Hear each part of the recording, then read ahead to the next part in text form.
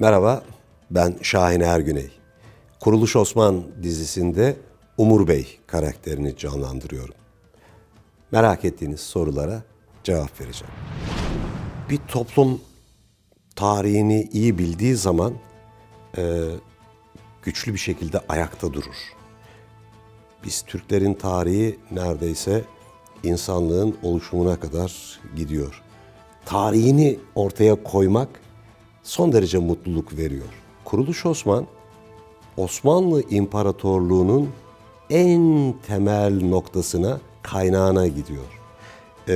Ve o kaynağı göstermesi açısından çok önemli. Şöyle bir şey var. Tarihçiler belgeler ve materyallerle tarihi bugüne getirirler. Ama sinemacılar ya da roman yazarları o tarihi belgeler, bilgileri alır, kendi muhayyilesinde, hayalinde şekillendirir ve bir kurgulayarak kendi yorumunu da katarak seyirciye sunarlar. Burada seyirciye karşı sorumlulukları birinci derecededir. Kuruluş Osman da bu sorumluluğunu yeterince gerektiği kadar yerine getiriyor ve bakışımızı ta Osmanlı'nın kuruluşuna, o kaynağı çevirmemize güçlü bir şekilde vesile oluyor.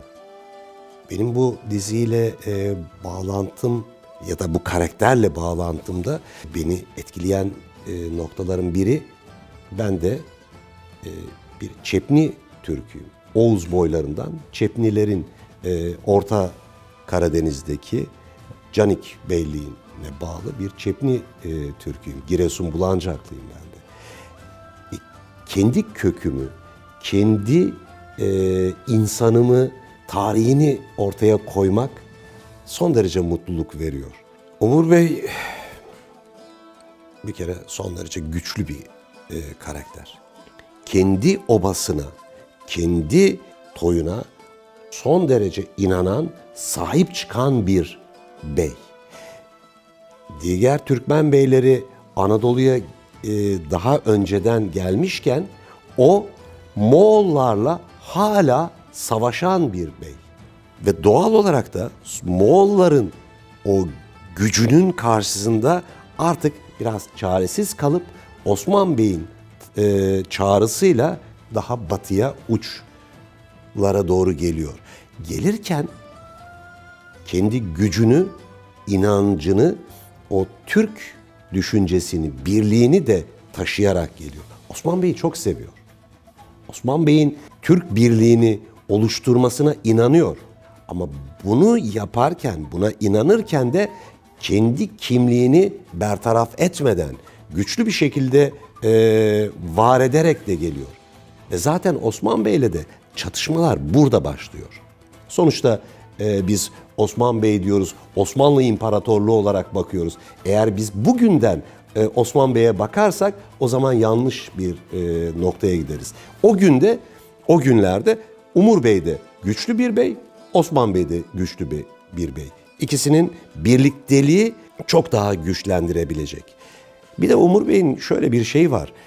Savaşlarda erkek evlatlarını şehit vermiş. Hiç erkek evladı kalmamış. Bir tek kızı kalmış, Malhun. Onu bir savaşçı gibi, bir devlet adamı gibi yetiştiriyor. Kendi toyuna, toplantılarına baş köşeye alıyor. Kimi görüşmelere, Bizans'la olan görüşmelerde dahi kızını gönderiyor. Savaşın içinde kızı var ve biraz ona devretme çabasında. Zaten bizim Türkmenlerin kökeninde kadına bakışı muhteşem. Aslında ataerkil bir toplum değiliz biz. Anaerkil bir toplumuz. Kadın bizim için çok önemli bir yerde. Ve kızına da Umur Bey böyle bakıyor. Şimdi sette en iyi anlaştığım kişi, bu setin güzel bir yanı var. Birçok sette, dizide, sinemada çalıştık. Şehrin değişik yerlerinde geliyorsunuz. Değişik alanlarda, değişik setlerde çalışıyoruz. İşi biten gidiyor. Ama burada sabah geliyoruz, birlikte kahvaltı yapıyoruz, birlikte yemek yiyoruz. Akşam çayımızı, kahvemizi, yemeğimizi bir aile oluyoruz burada. Onun için kamera arkasında müthiş güçlü bir yapı var. Bu reji grubundan müthiş işlerini bilen profesyonel insanlarla çalışıyoruz. Prodüksiyona kadar, kostüme kadar, yapıma kadar son derece profesyonel bir anlayış var. Onun için ben sette en iyi anlaştığım kişi şudur dersem yanlış olur. Bütünüyle çok iyi anlaştığımı düşünüyorum. Buradan bir şey alıp götürmek hiç düşünmedim. Neyi alıp götürebilirim diye. Ben buraya girdiğim zaman bir tarihle iç içe olduğumu düşünüyorum. Ve tarihin olduğu yere dokunulmamalı. Tarih olduğu gibi yerinde muhafaza edilmeli düşüncesindeyim. Ama ille de hani neyi alırsın dersen benim için atlar müthiş varlıklar. At üstünde olduğum zaman o atımla kurduğum diyalog, onun sıcaklığını hissetmem, bakışını hissetmem, gücünü hissetmem bana müthiş bir coşku veriyor. İmkanım olsa atımla birlikte olmak isterim. Sette beni etkileyen bir günüm var. Atla Osman Bey'in toyuna gideceğiz. Şimdi tarih benim için çok önemli, okurum, araştırırım. Kostümleri giydik, pusatlar, kamalarımız, börklerimiz her şeyle, arkada alplerimiz, atla geliyoruz. Fakat bir kemerli kapıdan içeriye girdiğim an gördüm ki bir anda yaklaşık 700 yıl önceye gittiğimi hissettim.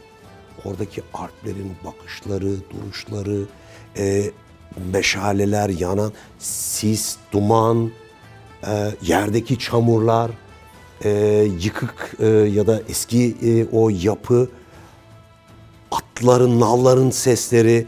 Oradan inip yürümeye başladığımda içimde bir heyecanla yaklaşık 700 yıllık bir tarihin içine doğru gidiyorum diye düşündüm. O beni çok etkiledi. Herhalde bunu sonrasında da hiç unutmayacağımı düşünüyorum.